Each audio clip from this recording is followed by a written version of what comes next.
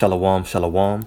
Call Halayim Yahweh Ba'Hashem Yahushai Ba'Hashem Rakha Kudash and Shani Kubad and Kadawala Requab Zaquanyum Nawa Washalayakim Nawa. And that's double honors to our elders and our apostles of Great Millstone and Shalom Wabarakin Labakayim Shayasharala. And that's peace and blessings to the elect of Israel. And as always, to the confusion of faces, meaning those who look like the other nations but whose spirits resonate with the truth, and that believe and have faith in Yahweh, the Heavenly Father, and Yahushua, the only begotten Son. So to all you brothers out there, no matter how you look, pushing this word in truth and in sincerity, I want to say peace and blessings to you all. So I was just reading about these undefiled virgins, 144,000, just going over some studying, and I decided through the Spirit, why not commit it to a video to edify the elect, and I pray that it is edifying. So let's get right into it. So Revelation 14, I'm going to start reading at verse 1. It says, "And I looked, and lo, a lamb." That lamb is talking about Yahushai, whom the world ignorantly calls Jesus Christ. His name is Yahushai. It says, "A lamb stood on the Mount Zion, and with him 144,000, having his father's name written in their foreheads." The 144,000 are talking about the governing body of the nation of Israel. Okay? That represents the elect. You have the 1/3, and then you have the 144,000 inside of that 1/3, otherwise known as the governing body of Israel. Okay? Now, we're going to jump down to verse 4, and it says, "These are they," talking about the 144,000, "these are they which were not defiled with women." And that right there, that clause, is what we're going to get into and understand through the Spirit. "For they are virgins. These are they which follow the Lamb, Yahushai, whithersoever he goeth. These were redeemed from among men, being the first fruits unto Yahweh, the Heavenly Father, and to the Lamb, Yahushai, Hamashiach, the Messiah." Now, again, it says, "These are they which were not defiled with women, for they are virgins." To get an understanding on this, we're going to jump into and understand 3 words: defiled, woman, and virgins. Okay, defiled, woman, and virgins. We have to understand what all 3 of those words mean in order to understand what they represent, so that we can get the spiritual understanding from this verse right here. Because this isn't talking about literal virgins, people who have not had sex, if you will, to put it in layman's terms of what this world comprehends. No, it's not talking about actual people who haven't had sex. This is talking about a spiritual understanding, or it is a spiritual understanding, and we're going to get into it. So first and foremost, we're going to look up that word defiled in the Greek. We look up the word defiled in the Greek, and it says malino, and it says to pollute, stain, contaminate, defile, used in New Testament of those who have not kept themselves pure from the defilements of sin, and it says who have soiled themselves by fornication and adultery. Who have soiled, the word soiled means to have made themselves unclean. So defiled is going into those who have made themselves unclean by fornication and adultery. So if that's the case, we have to get an understanding on the laws surrounding fornication and adultery. And then we can get the spiritual meaning of this verse, Revelation 14 verse 4. We have to understand this law on fornication and adultery on a physical level. So we're first going to go to now Deuteronomy chapter 22, and we're going to start reading at verse 22 through verse 24. And verse 22 says, "If a man be found lying with a woman married to an husband, if a man be found lying with a woman who is married to an husband, then they shall both of them die, both the man that lay with the woman and the woman. So shalt thou put away evil from Israel." Easy. You have a man who had sex with a woman who was already married. That's adultery or fornication, and it's evil. It's against the laws of Yahweh Ba'Hashem Yahushai. So we put away evil and they are both to be killed. Boom. There you go. Verse 23. If a damsel that is a virgin be betrothed. So now you have someone who hasn't had sex before, but she is betrothed, meaning she is given in marriage to a man. It says, if a damsel that is a virgin be betrothed unto an husband, and a man, so somebody else, find her in the city and lie with her, so now they have sex, then ye shall bring them both out unto the gate of that city, and ye shall stone them with stones, that they die, both of them. It says the damsel, because she cried not, being in the city, so she went along with it, and the man, because he hath humbled his neighbor's wife. So thou shalt put away evil from among you. And we're not going to read any further, because then it gets into what people like to call the rape doctrine, so on and so forth, and that's a different topic. But sticking with the topic at hand, so now we understand the laws concerning adultery and fornication. So with that being said, because I'm assuming that should be straightforward, now we're going to jump right over here to the book of 2 Corinthians chapter 11, and we're going to read verses 1 and 2. It says, would to the Most High ye could bear me with a little in my folly, and indeed bear with me, for I am jealous over you with a godly jealousy. For I have espoused to you, for I have espoused you to one husband. Now, who is Paul writing to? He's writing to the church at Corinth, Israelites that were living in Corinth at a particular church. That's who he's writing to right now. For I have espoused you to one husband, that I may present you as a chaste virgin to who? To who? Who's the husband? The Lamb, Hamashiach Yahushai. So now, what does the word espouse mean? We should have looked it up in the Hebrew. But what does it say here in the Greek, since we're already here? For I have espoused you. You have the word harmazo. It says to join, to fit together. Now, when you look up the word marry, the etymology of that word literally means to be joined together. It says to join, to fit to join, to fit together. And that's the point right there. So what was Paul saying? Was Paul talking about literally he is getting the church at Corinth married? He's joining them together with Hamashiach Yahushua on a physical level. They're going to get married to the Lord? Of course not. Absolutely not. He's talking about on a spiritual level. All he has done is teach them one person. That's all they know. Like that woman who was betrothed to a man and then she gets married to that man. That's all she knows. She's married to a particular individual, to a particular man, and that's it.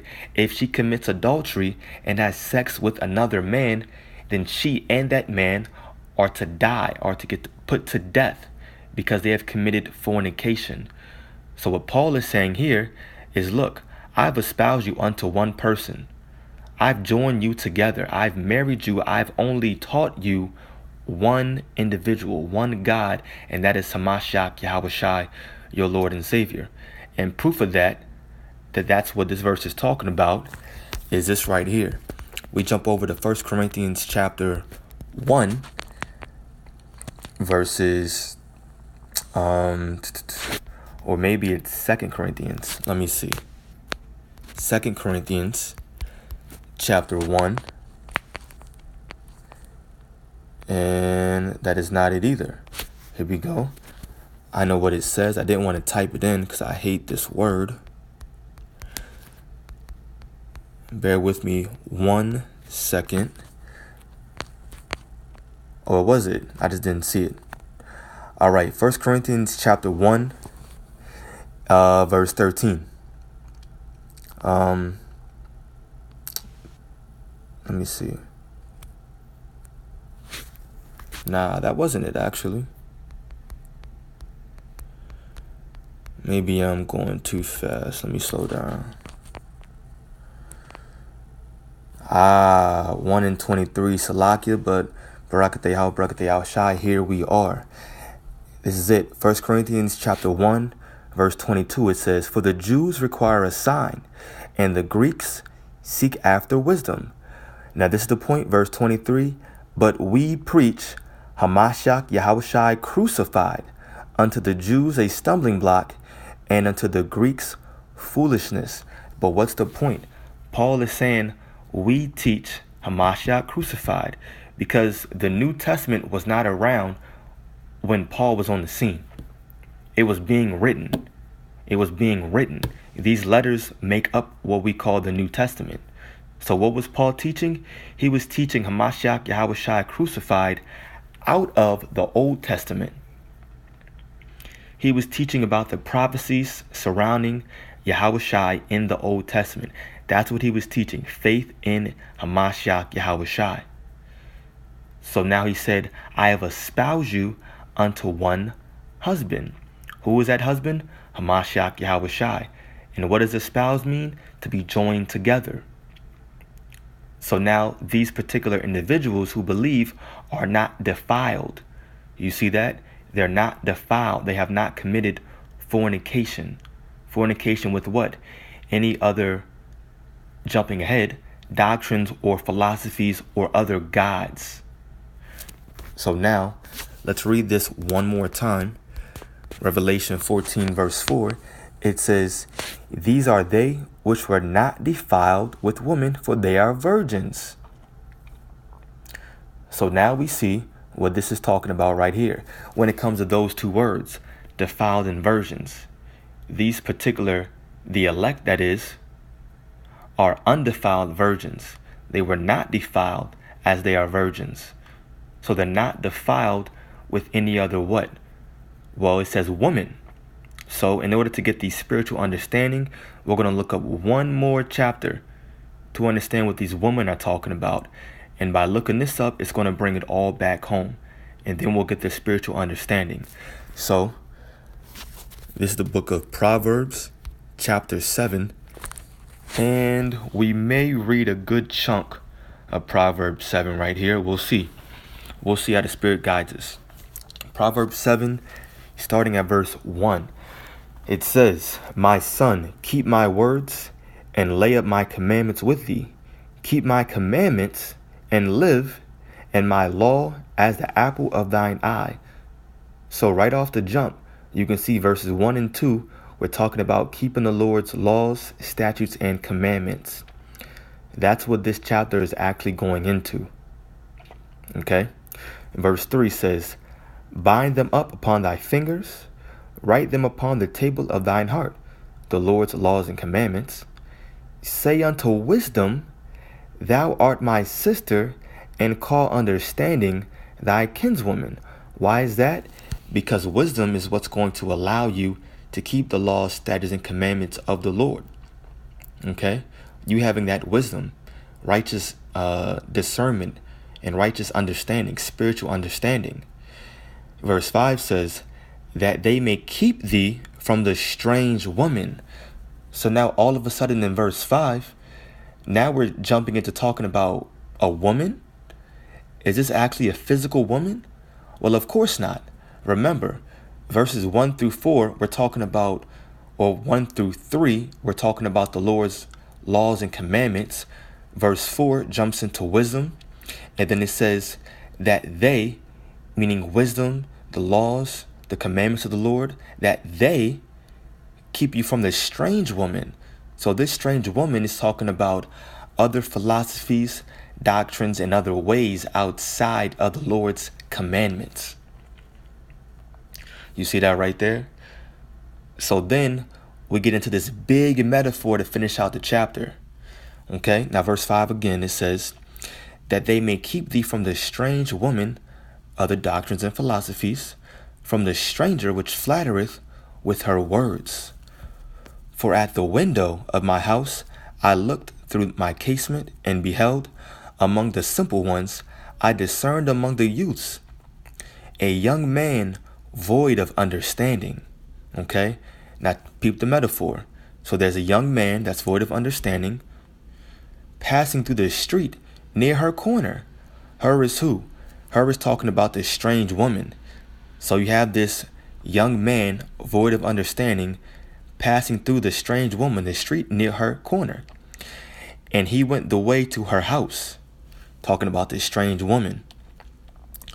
In the twilight, in the evening, in the black and dark night, and behold, there met him a woman, the strange woman, with the attire of an harlot and subtle of heart. So you have this strange woman, once again talking about these other doctrines and philosophies, and they're coming and they sound nice, they sound all sweet and pleasant. They're talking about positivity and, oh yeah, prosperity and blah blah blah. But of course it says what? It says, and subtle of heart. So that woman came looking good. She came in her little heels, her little nasty ass stockings, her leggings, showing her stomach, belly button pierced. Let's see that word subtle real quick. Verse 10. And behold, there met him a woman with the attire of an harlot and subtle of heart. Subtle, it says what? Oh, hold on. The Hebrew word, you have natazar. Okay, almost forgot. Natazar. All right. And then it says to guard, watch, watch over, keep, to watch, keep, guard, to preserve, guard from dangers. Let's see, to keep, observe, guard. Okay. Yeah, okay. And that's the point right there. To watch, to keep guard. So it's subtle of heart. So she was out there lurking. She was watching for him. She is loud and stubborn. Her feet abide not in her house. She's not a virtuous woman. It says verse 12. Now is she without, now in the streets, and lieth in wait at every corner. So she caught him, the simple man, the young simple man. So she caught him, and kissed him, and with an impudent face, and said unto him, I have peace offerings with me. This day have I paid my vows. Therefore came I forth to meet thee, diligently to seek thy face, and I have found thee. I have decked my bed with coverings of tapestry, with carved works, with fine linen of Egypt. I have perfumed my bed with myrrh, aloes, and cinnamon. Come, let us take our fill of love. Unto the morning, let us solace ourselves with loves. So this strange woman, aka this doctrine or other philosophy, was trying to get this man to commit what? To commit adultery, to commit fornication. Why? Because remember, Paul said what? I have espoused you unto one husband, even Hamashiach Yahushai. Okay? He has only taught Hamashiach Yahushai crucified. And then comes this strange woman, this harlot, it says, this whore, these other doctrines trying to suck you in and get your mind sucked all into their doctrine and their philosophy and their laws and their statutes and their commandments to make you do what? To commit spiritual fornication to your husband, which is who? Yahushai, whom we are joined together with. You see that?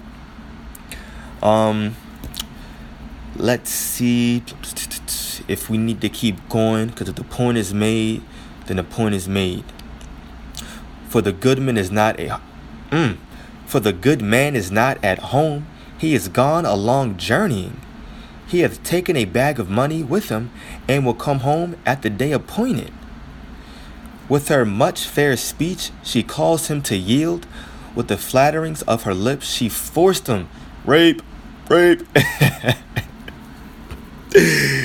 No, this woman did not really rape the man. It's talking about a doctrine, a philosophy. All right. The other doctrine was seducing, and it forced the man to listen to that doctrine.